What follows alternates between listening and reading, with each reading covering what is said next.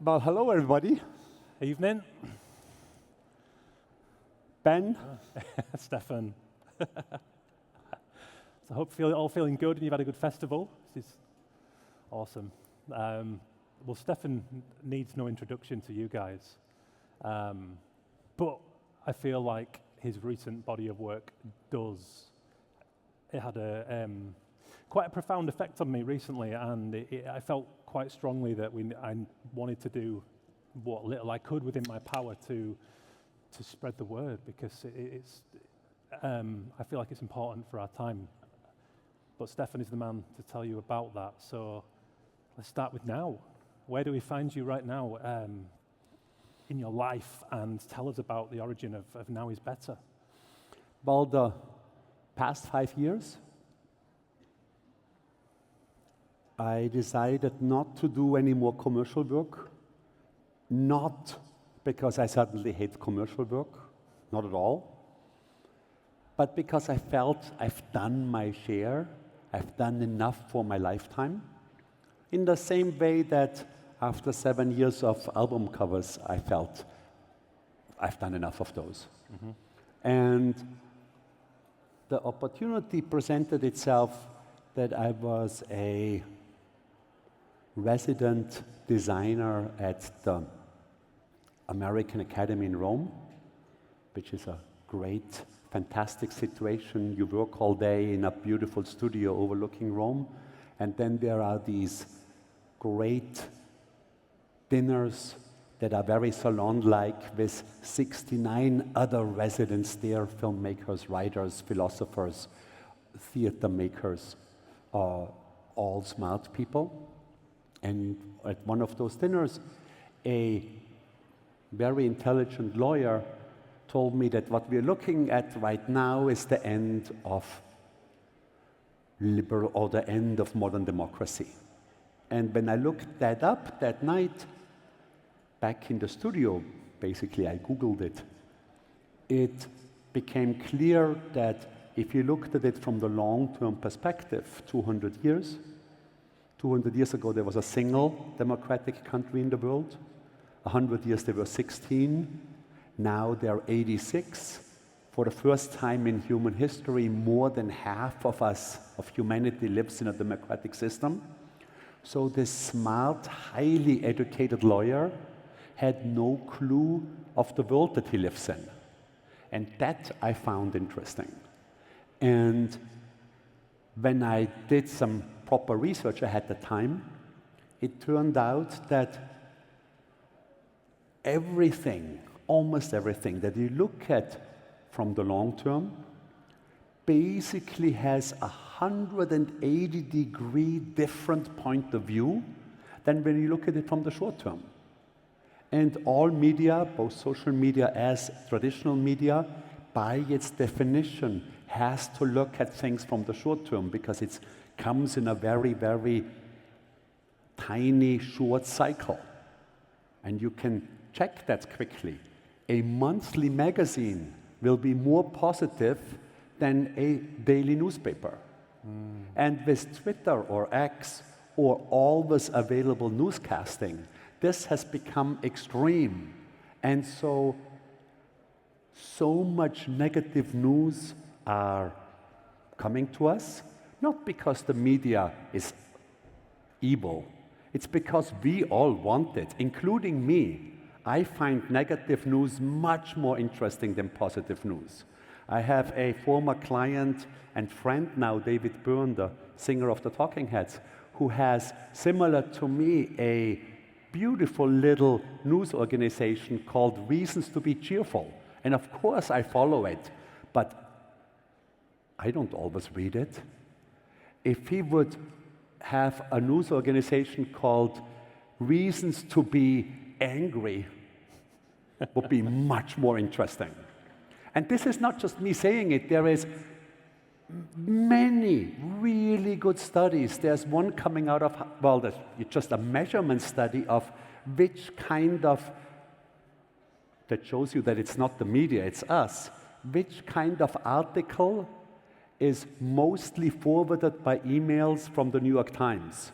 Number one is anger and outrage, by far. This is what we want our friends to know, anger and outrage. And all this is okay because we need all that negativity also to give us a kick in the ass to change the many things that need changing. But if you look at the world from the long perspective and see that it's the completely opposite. Most things that are important to us developed beautifully, but they don't work in the short term because they develop slowly to be very, very good. You know, and maybe that's too long of an answer. I'll finish it by the headline: 135,000 people escaped extreme poverty. Could have been run on the front page of our newspapers every single day for the past 20 years. And it didn't run for a single day because it just develops too slowly. And we're not all that interested in it. So ultimately, I found that an interesting and juicy piece of information to be involved in as a communication designer, and dedicated basically the past 5 years of the studio to it. Which is incredible, and you talk a lot about conditional optimism, and that was something I personally relinquished temporarily. It was I was a new parent, I was exhausted, so my defenses were a little lower than they might previously have been, and I found myself exactly in that scenario that you just described. One heavy headline on social media would send me into a personal mini spiral. And I think that everyone in this room can probably relate to that feeling because we spend a lot of time on screens and we're quite exposed to that. But when I read your project, your book, and read about the conditional optimism and looked at the statistics that you presented so beautifully, it changed my life. It brought me back to a baseline that was optimistic, and I felt like my projects were valid once more and my creativity had value. Was that a conscious effort that you made with this project? Was that a part of your motivation to give that feeling to more people? Well, see, I myself also don't think that everything is rosy. Of course. You know, I'm very aware that we have a war going on in the Ukraine, the unbelievable disasters between Israel and Gaza. And at the same time, I have friends who really live in the space of doom and gloom. And doom and gloom is not empowering. If I look at myself, if I'm depressed, I'm totally, utterly useless to my surroundings. I don't do anything. I'm like, my friends and family are fucked because I'm not doing nothing. And I absolutely believe that big social change is possible when you have information that's both the carrot and the whip.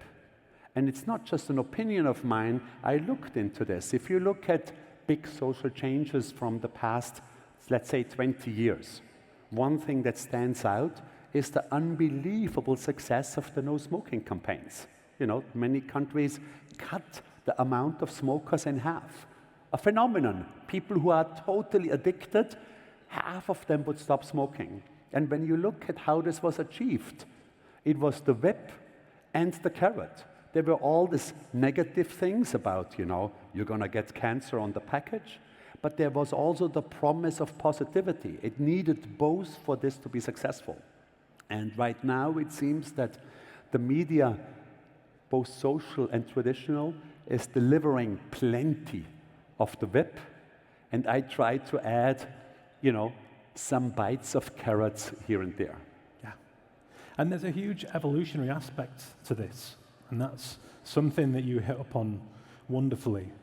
And as a species, we're the only species that can pivot quickly in terms of mass change, and that is reliant upon the myth that we collectively believe, and I'm speaking in terms of the advent of religions agriculture. When these major changes happened, or we needed to pivot because of extreme weather conditions, whatever it might be throughout human history, we can outrun our evolutionary genetic change. We're the only species that can do that. And that can happen when the myth changes. And I believe that the more projects like this and the more sea change happens with growing awareness of the way that our brains work, and the reason that so many people say, what's the fucking point? That's happening. The more we can become consciously aware of that and learn to control that, I think that change is entirely possible, again, on all fronts. Look at the advances of science and technology in the last 20 years. It's incredible. And you speak of data as being a bulwark against the primitive biases, that evolutionary side of things. Data often gets demonized now because of, the many downsides of that, but this is a huge upside of that. So let's talk about that research side of this and your exploration of all these numbers and the kind of collaboration that would have entailed. I mean, I'm of course also aware that data can be cold. Obviously, it can be manipulated. Obviously, it can be, put into one direction. I try to get my data from very good sources. I have two big heroes in my life, one being Steven Pinker at Harvard, the other one Max Roser at Oxford.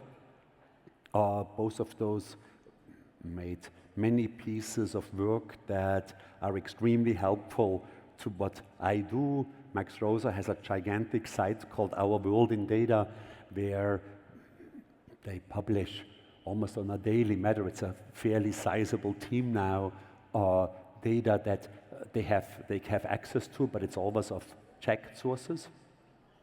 But at the same time, I also do things like look into my own family, because I know that it's just more interesting and more human to have a single story than just looking at data. And if I looked at the history of my family, as in my great-grandparents, my great-great-grandparents, meaning it's amazing. My great-great-grandparents had the worst thing that can happen to a parent. You are a parent, meaning the absolute worst thing that could possibly happen to you would be the death of a child. Happened to my great-great-grandparents 6 times. And not because they were completely fucked, it was just, these were the times. Not quite 58% of all children reached adulthood. And if you look at the sequence, these kids died. 2 died at 1, 1 died at 4, 1 died at 6, 2 died at 8. Meaning these were members of your family. These were not just, this was amazing hardship. And we're talking 120 years ago. Yeah. My great-grandparents, the next generation of Sagmeisters, it happened to them 5 times. And it happened to them even though they were the elite of their neighborhood. And the reason that they were the elite of their neighborhood was because they belonged to the 15% who were literate. You're talking 110 years ago, where only 15% of all Austrians could read or write. Yeah. And that actually is connected with not these, but many of the images that you see here, because the first 200-year-old paintings actually came from my great-great-grandparents, who had a small antique store in the house that I ultimately grew up in, and those were the leftovers stored in the attic of our house. That's how the whole series started. And for those of you who don't know, like those, not these, but those antique-looking images that you see are mostly 200-year-old paintings that we cut up and put new inserts inside that kind of look abstract, but are ultimately data visualizations, showing one particular thing on how it developed over the past 200 years. And speaking of human stories, we had a conversation maybe 6 months ago when your book first came out on my podcast. And my audience is very moderate. sometimes I feel like I'm just doing this thing alone in my studio, you know? But I was contacted by Olya Protasova, who is a Ukrainian illustrator and designer. And you mentioned the Ukrainian war, you know, as one of the many things, the issues that we have as a collective species. And Olya got in touch to say that having heard this episode, our conversation, she had managed to get together with a team of other creatives in Ukraine to crowdsource and put together a deal to get your book translated into Ukrainian. And this blew my mind because the way that she put this, she said, look, despite the fact that here in Kiev, bombs could fall at any time, we still must make beautiful art and create and be defiant. And this blew me away, you know, to think that this tiny link in the chain came around through that conversation. The question I want to ask about that, do you know, when you're creating this work that I think is incredibly meaningful, do you think about the onward trajectory and the potential power, or are you happy with the magic to release that and know that because you felt so strongly about it, that is all possible? Well, I have to admit that before I heard that, I actually said in talks, I probably wouldn't do this talk right now in the Ukraine because I can't imagine that people who have bombs falling on their head give a shit about the fact that there are now fewer people killed in wars than 100 years ago. This is not what you need to hear. And I was super surprised when I was invited to do a similar talk in Lviv, in the Ukraine, and we are now even talking about having the exhibition go there. So, I mean, for me, obviously, this is extremely wonderful that even people who go through hardship would be open to listen to a message like that and even invite it. Yeah. Well, for that very reason, I felt apprehensive because we agreed to have a conversation off the back of that because I felt there was great power in her message. And I almost couldn't ask the question, but I made myself ask the question. I said, how can now be better when that's going on in your life? And she said, I'll tell you why now is better, because exactly like you said, Stefan, she said, my grandparents, they had to live through Holodomor, which was a genocide. So yes, now is better, because we can communicate with the outside world. We have global support, and that's bravery. That's real bravery. That's inspiring and noble and everything that's good. But that doesn't happen if they don't have that sense of magic and that desire to create, because we need to have something more than survival as human beings. And it's bigger than us. And this is something that came up in your Happy film, was, one of the core pillars of happiness was to work towards something that is bigger than ourselves. So, talking of the work since your commercial projects, how does it feel for you as an individual to be immersed in these long-term projects? Well, I think one of the, when we did the Happy film and the Happy show, I was immersed in that space, basically positive psychology, for about 8 years.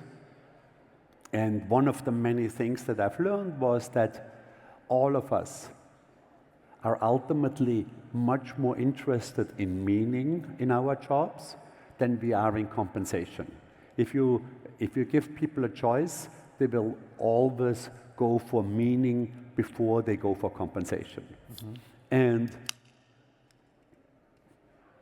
I think that's universal. I'm sure that everybody in this audience would somehow wanna have that feeling that what you just did today, what you completed, was meaningful. And I, of course, am in a particularly luxurious situation where I can say, okay, like, I'm concentrating full power. I'm not just doing this as a here and there project on my free time in the evenings. I'm doing this all the time. And ultimately, I think it was also very much influenced by the sabbatical years. I'm about at the end of this year to go on another sabbatical, even though that's a little strange because in many ways I am already on sabbatical, so I'm taking a sabbatical from a sabbatical. But at the same time, I did 3, one in 2000, one in 2008, one in 2015. I did 3 sabbaticals, and they all were unbelievably important for the studio. To the point where when I look back on the studio years, I automatically separated by phase 1, phase 2, phase 3, and phase 4 by the sabbaticals. And in fact, we're going to have sort of a retrospective exhibition in New York in fall, and this is how it's ordered. 1, 2, 3, 4 divided by the sabbaticals, because the sabbaticals changed the studios so incredibly. And I don't think I've ever would have had the wherewithal to say, okay, I'm doing this all the time, if I wouldn't have had the training of leading up to it. So, and I don't think that it's that important that you do a full year, but I do think and I'm sure that many other speakers that you've heard in the last 2 days probably would either agreed on stage or would agree, I think it's absolutely essential to do personal work. Mm-hmm. Like, I literally don't know a single designer that I respect that doesn't do personal work. Yeah. Like, I think that's, if your desire is to do good work, that is necessary. Mm-hmm. Out of many reasons, but some of them are purely practical, because many of us are fearful. And often it's just too scary to try out something totally new when the deadline is looming and the client wanted something slightly different. So trying that out for yourself first is unbelievably helpful to then maybe show it to a client and they would say, oh, that's actually what I want. Yeah. Happens, I've seen that happening in our own studio lots of times, and I've seen many, many other designers where that happened all the time. Well, in terms of sabbaticals, you have to get out of the way of your own shit to see forwards. Mm-hmm. That's the way we're wired. The unconscious mind has as much influence over knowing the way forward as the conscious mind. But we're so bombarded by information these days, and we spend so much time being so busy, that if you don't make time to step aside and allow the unconscious to do its job, then those great, seemingly random ideas, they don't come. And in terms of personal work, absolutely, personal lines of inquiry, that relates to emotional creativity. And this is I only heard it termed like this recently, but intellectual creativity and emotional creativity, emotional being the things we want to say because it's in us and it's the way we see the world, intellectual creativity being maybe client projects. It's not that they can't also entail emotional creativity, but as we all know, in our commercial work, oftentimes we're working on someone else's ideas and the like, so I think you're absolutely right. It's completely critical. And your work has always had a real organic element to it, especially this project. You're working with, like you said, 200-year-old paintings. That, in terms of that process and the time you spend in that organic environment, how much time of that do you spend alone, and how much time of that is as part of a team? Well, by now it's quite a bit alone because the team is so good. Mm-hmm. So it's different in the past 5 years. I work sometimes with freelancers, often alone, and then we have a team in the Brooklyn Navy Yard, and we have an office there, but that's more like a woodworking shop rather than a traditional design office. It's dirty, there is machinery and things, so we can really create things there. And in the beginning, of course, I was out there quite a lot, because we had to figure out how this all works. By now, they're so good at it. I also think that the work got better, just at least technically, because we just know, what kind of resin has what kind of thickness, fits into how kind of canvas, how to get rid of duplication canvases, how to fold them in so that it doesn't bulk up, like a lot of stuff that we have a full-time restorator as part of the team, because once you mangle those old canvases, stuff splits off that needs to be restored, and but so now the process, I would say, is actually very different from, I don't know, us designing album covers. Yeah. It's actually much closer to the band than it is to the cover. And when we did design album covers, I sometimes would go to the studio and I would watch the band record, or sometimes even how they wrote the song. And you could tell that it could start with a beat from the drummer, it could start with a bass line, it could start with a guitar riff, the whole thing could start with some fraction of a lyric or even a song title. It could come from all directions, and it would be built upon that. And this is much closer to that, as in, it could start with the data. It could start with a composition idea. It could start with a colorway. It could start with the painting, with the historic painting. It could start with a composition. So, and then it's building slowly. Sometimes it needs 10 different approaches until this thing works. And is your compass feeling for that? It's gut feeling, yeah. It's basically, and it's easy, actually. It's basically, I do it so long, I probably right now have 25 paintings going on. Today in the morning, even though I feel sicklish, you can probably hear it in my voice a little bit. I have sort of like a slight flu. But even today in the morning, I worked on 2 of them. Neither one of them is anywhere close to being done, but they got better. And sometimes it's super clear, like I make a move, and it's like it clicks, and I'm like, okay, this is it. And I have to admit, it clicks for me.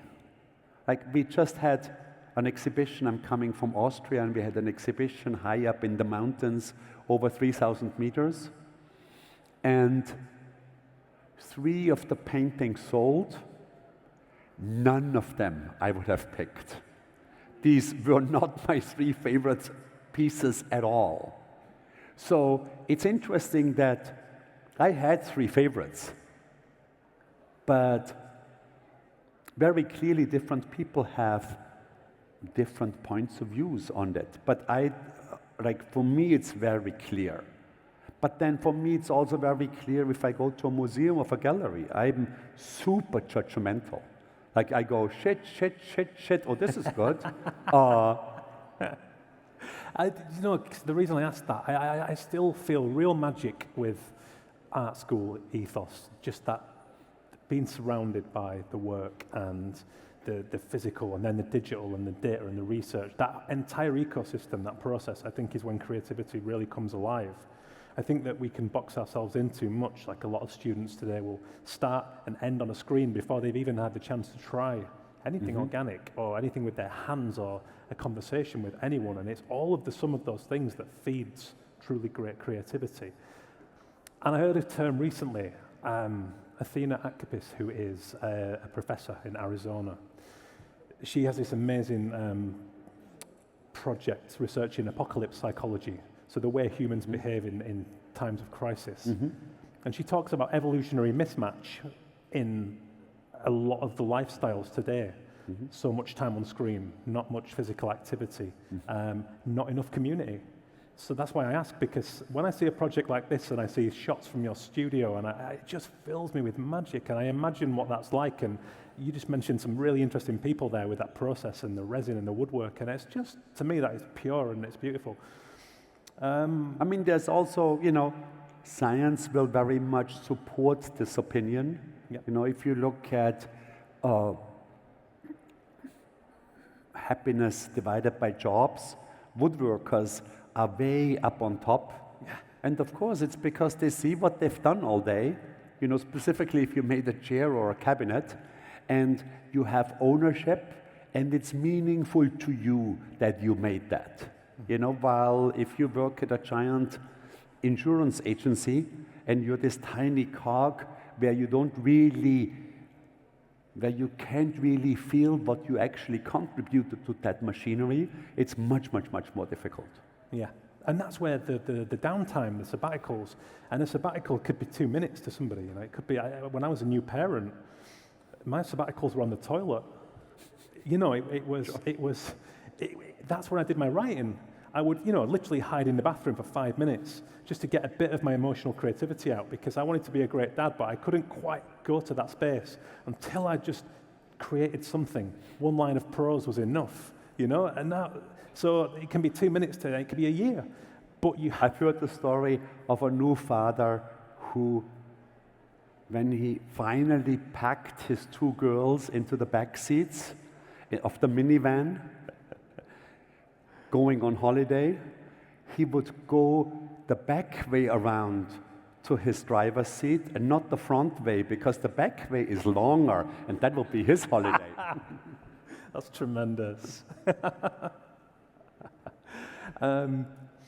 So, I think there's immense power in personal. And I think that we don't feel just how powerful that can be. One example in this book that blew me away was the John Grant example, the haberdasher who... Could you tell us about that? Because I think that's got great resonance, and it shows just how... Sorry, you have to help me. So you talk about John Grant, who was a British haberdasher who in his own time had interest in mortality rates. And that's actually Steven Pinker talks about that. Is that Steven Pinker? That's Steven Pinker, yeah. So basically, I was lucky enough to talk one of my heroes, a scientist, Steven Pinker, into writing the foreword for the book, and he really figured this out. But you tell the story. It's literally Steven's. Well, essentially, this guy, John Grant, he, through his own interest in mortality rates and the cause of death, he started to research the records, the very base. Or not even I don't think there were records, this is the point. He was a haberdasher, so this was just his personal line of inquiry in his own time. But he accidentally invented epidemiology, which today, is still with us. Yes. I think if that doesn't amplify the power of personal and those little passion projects, no matter how niche or weird or whatever they are, I think that we can't underestimate just how important they can be and the messages that we spread. Is that something you'd agree with? Well, I think that's one direction where the personal is super important. I think that for us, considering we're in communications, I think all of us notice that a personal story is just so much stronger and so much more interesting than a wide story. Meaning, I definitely noticed it when I did the research for happiness and for beauty, where I read so many scientific works, and I noticed that my interest grew exponentially as soon as the scientist talked about her own life, as opposed to a wide story of some research that she commissioned. Even though the research would, of course, be much more factual than her anecdote. But from an interesting point of view, it was vice versa. And so I think that that's been a tradition of our studio ever pretty much from the beginning, to basically put the human-made personal into forefront, be that with clearly hand-created typography, or probably more importantly, be that through content where either we would bring ourselves into it, or we would make it very clear from a visual perspective that this was made by humans, or that this really was not objective, that this was a subjective, opinionated piece, which I normally find much more interesting than this. I'm of an age where I started in the 80s and 90s when Swiss and American modernism ruled graphic design. And to me, this was always idiotic. Like this idea that you should make everything look like it's been made by a machine to communicate content was like, it would be like a company saying, oh, we don't want humans to answer our telephones. Let's have it all made by answering machines, like the visual equivalent from that. So we always worked against that. Now, it's almost a little bit the opposite because of the clearly human-made antique paintings, we actually definitely trying to be very slick with the inserts, simply as a contrast to the painting. In the first round of paintings that we made 3 or 4 years ago, we actually did oil-painted canvases as inserts into the oil-painted paintings. And they were a bit too similar to me. Like they had, something of when you're wearing a red-brown sweater with a green-brown trousers. It doesn't quite match. And I think now we're really because the surfaces, not just the colors and the haptic is different, but also the glossiness and the way it's made is so different that you really have these two very different things clashing on top of each other, which I think is more pleasing to most of us, definitely to me. I'd agree. And I think it's absolutely crucial to, in particular reference to confronting big problems that are scary and they freak us out, to not fall victim to that. I think fun and enjoyment and, again, that interest in the creative pull on a personal level is really important. And I think this is a masterful example of activism. I think this is activism, and I think it's done in a way that could be a lesson to anyone who feels that they don't have a voice against the problems that we face. Because I personally felt like, oh my God, I can't be everything to everyone, but the world is in a mess, and I want to, and that's not the case. I think that's why I mentioned the personal, because it can be small, it can be whimsical.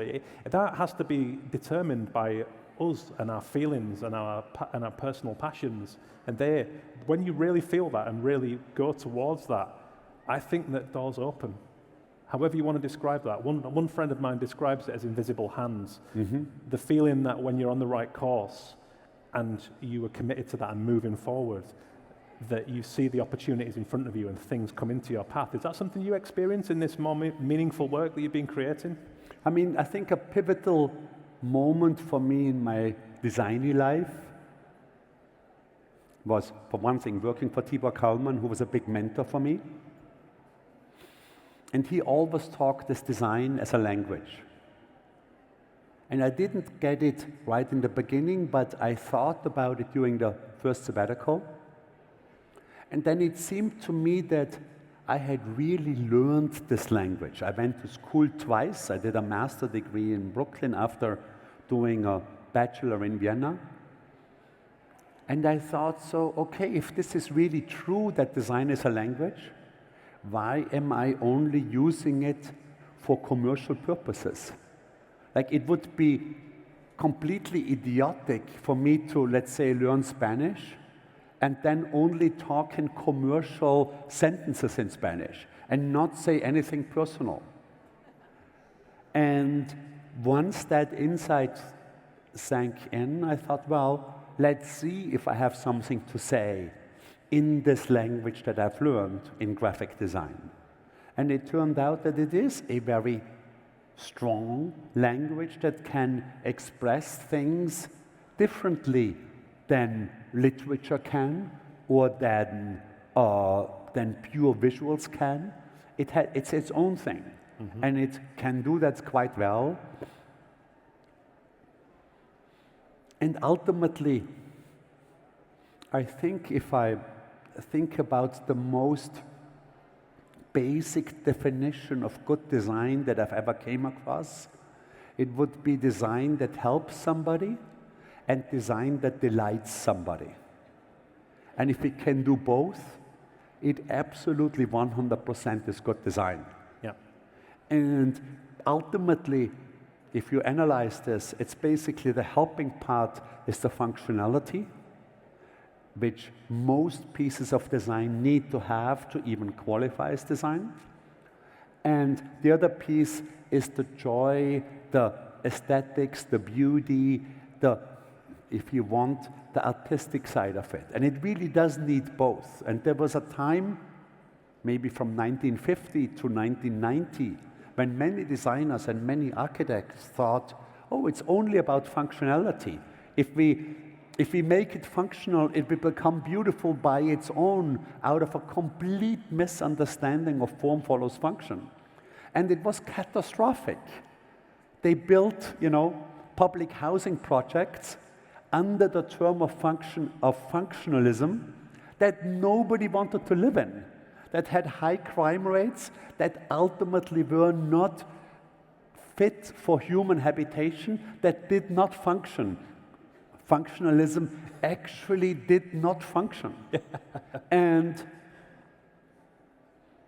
by now, many architects, definitely the good ones, if you listen to Jacques Herzog from Herzog and de Meuron, or a good number of others, high-end architects, have ultimately realized that we need beauty as part of this whole thing to increase functionality, because in many ways, beauty is a function. If I don't know, I don't have it with me, but it's over there. I have a bag that I think is beautiful. It's now 35 years old. So the sustainability of that bag is way higher than any of those silly cotton tote bags, because I've been using the same bags for 35 years. So its functionality, as in sustainability, has been unbelievably heightened by its beauty. If it wouldn't have been beauty, I would have thrown it out after 2 years and bought a new one. Yeah. And in many ways in that direction. So, meaning ultimately, and we looked at our own work through that filter. Yeah. Do we believe that this helped somebody?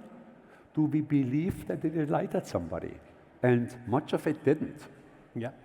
And I think that who you term it as a language, which is wonderful, and I think that is who you speak that language to and with is pivotal to harness the power of that. And I have a friend, Bud Moore, who runs a company called Scenic, and he works specifically to design for companies in sectors that are doing amazing work environmentally. So he works with people who are cultivating plastic-eating fungi and bioplastics, and the real breakthroughs that we're going to need. Well, he recognizes that there's a lack of unity for those companies to get the right funding, to collaborate with the right people, so that we can accelerate the growth of these crucial fields. That's power, and that was Bud's personal line of inquiry. It doesn't have to be that profound, but it goes to show that actually design is everywhere, and it really depends who you do that with and why. But that why has to come from within. So I would encourage everyone to think about your own why, and don't put too much weight on that. Be led by your own passions and little idiosyncrasies and anything at all, and don't question that. Follow that line. Is that something you'd agree with, Stefan? I also think that this collaboration between those companies is going to improve incredibly after the pandemic. Because I think it was this watershed moment where many of us non-scientists and scientists really for the first time worked on the same worldwide problem, and many connections, definitely among scientists, were made during that time. And I think we have a much better feeling and understanding of worldwide problems and the necessity to basically coordinate that. So I think that we will see, if we look back in 20 years on to the post-pandemic years, I think we'll see quite a lot of curves going upwards. I think so. I think there's a sea change in psychology since, something that drove us apart in many ways has brought a lot of things home to roost that are actually bringing us together, and I think we're starting to see that, which is very positive. It's quite a big question, but I came across a term recently, and it was intergenerational equity, and it's the idea that we place as much value on future generations as we do right now here in our lifetimes. I think I've always felt that way to a degree. Is that something that you consider? Do you think about where this work sits in 100 years, in 200 years? Well, I'm not a good predictor of the future. I've definitely been wrong in the past, and like any designer here at OFFF, I've already answered the question quite a lot, where do I think AI will bring us? But in general, I think if I look at the past, which I did extensively over the past 5 years, and I see that almost everything that is important to us, as in we'd rather be fed than be hungry, we'd rather be alive than dead, we'd rather be at peace than in war, we'd rather live in a democracy than in a dictatorship, or we'd rather be healthy than sick. All of those things have been measured by we have very good data on that from the UN, from the World Bank, and all of that stuff has improved. And even if I look at my own past, if I compare what I was worried about in my 20s, one of the worries that I had was overpopulation. It turned out that we as humanity were much more flexible than I gave us credit for when I was in my 20s. Almost nobody thinks that overpopulation is a problem. It's in fact goes into the opposite direction, where many, specifically wealthy countries, have the opposite problem. You see it in Germany, you see it in Japan, but it's coming in many, many other places. And so I believe that there is no reason for me to see that we won't be able to display this sort of flexibility for the problems, for the massive problems that needs to be solved. And for sure it's true, and I understand that some of these problems, specifically global warming, the climate catastrophe, the death of many species, we just didn't have 200 years ago. So they were not around, they were not a problem, even though global warming, actually, we started the problem with the Industrial Revolution 200 years ago, and all the shit that we put up there 200 years ago is still up there, and we still have to solve it now. But having said that, if I look at developments, for example, of technology, it just turned out that with every technology that we invented, more of us used it for good than for bad. More people used the hammer to build a house than to kill their neighbor. And I feel that we are going to that same mindset that we've displayed over the past 2,000 years will continue to go on. Yep. Yes, we'll do a lot of shit with AI, but ultimately we will have to take care of the side effects, the ones that we know now, and the ones that will emerge in the next couple of years that we have no clue yet about, for then to progress go on again. So I myself, and I was asked recently, if you would have a time machine, what era would you choose? And I for sure would go into the future. Yeah. You know, I'm 61 years old now, so I sadly won't be around in 2080, but I certainly would love to, because I believe it's going to be meaning, I already think we live in fantastically interesting times, but I think that 50, 70 years from now is going to be mind-boggling. I agree. Well, I mean, you've changed my life with this body of work, so thank you on a personal level. I also It's a nice thing for you to say, thank you. I also have friends in war who you've helped them. I think it's going to continue to be the case. I hope that everybody in here will look at Stefan's book, because it's incredible and it's a tonic to our time. So thank you very much, and thank you for taking the time to do this. It's a pleasure. Thank you for listening. I appreciate it. Thank you. Thank you. Thank you.